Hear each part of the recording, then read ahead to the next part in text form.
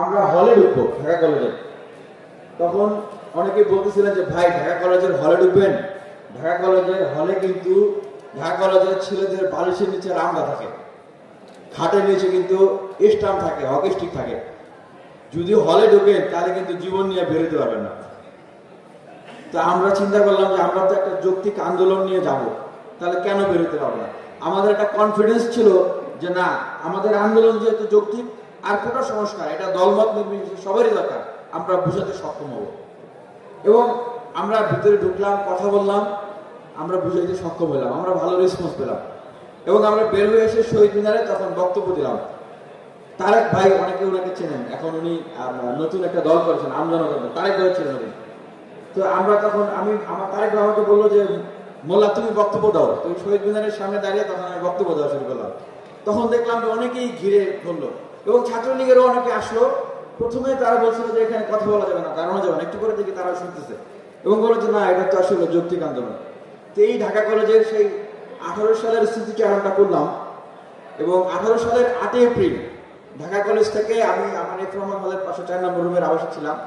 তো যখন ঢাকা কলেজ থেকে সেই লাঠি সুতা নিয়ে সেই সময় ছাত্রলীগ যায় এবং ঢাকা বিশ্ববিদ্যালয়ে একটা ম্যাসাকার করে, ওই দিন আমাকে হল থেকে নামিয়ে দেওয়া হয়েছিল।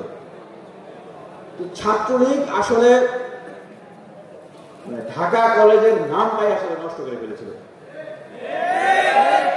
ঢাকা কলেজের নাম সেই সময় শুনলে এক ধরনের আতঙ্ক কাজ করতো, ভয় কাজ করতো।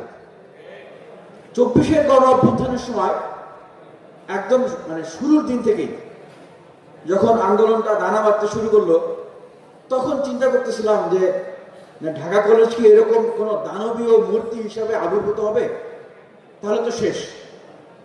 কিন্তু ঢাকা কলেজ আসলে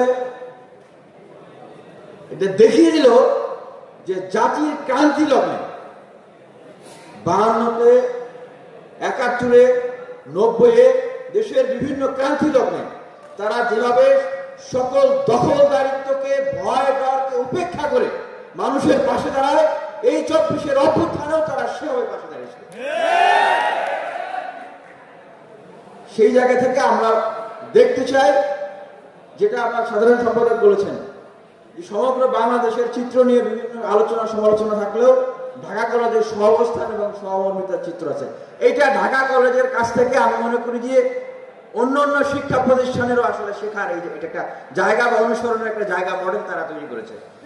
ঢাকা কলেজ, ইডেন মহিলা কলেজ, বদরুন্নেসা, ঢাকা বিশ্ববিদ্যালয় সহ হোম ইকোনমিক্স, এই জায়গাটা হচ্ছে বাংলাদেশের রাজনৈতিক আন্দোলন সংগ্রামের জন্য খুব গুরুত্বপূর্ণ একটা জায়গা।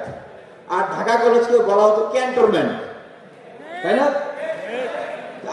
আমরা এটা প্রত্যাশা করব যে ঢাকা কলেজ স্বাধীনতা, সার্বভৌমত্বের পক্ষে, বাংলাদেশের মানুষের পক্ষে, সকল অন্যায়, অবিচার, দুঃশাসন, দুর্নীতি, দখলদারিত্ব, চাঁদাবাজি সকল কিছুর বিপক্ষে সেই ক্যান্টনমেন্ট হয়ে থাকে এবং নতুন করে কোনো ফ্যাসিবাদী শক্তি দানা বাঁধার বিপক্ষে তারা তাদের সেই অগ্রণী ভূমিকা পালন করে।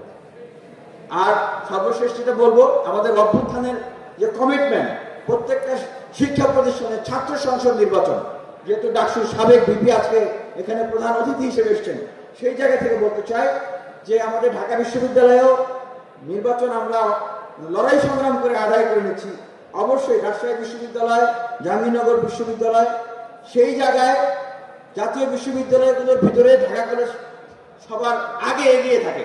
ঢাকা কলেজ সেই ছাত্র সংসদ নির্বাচনের জায়গায় সবার আগে এগিয়ে থাকে।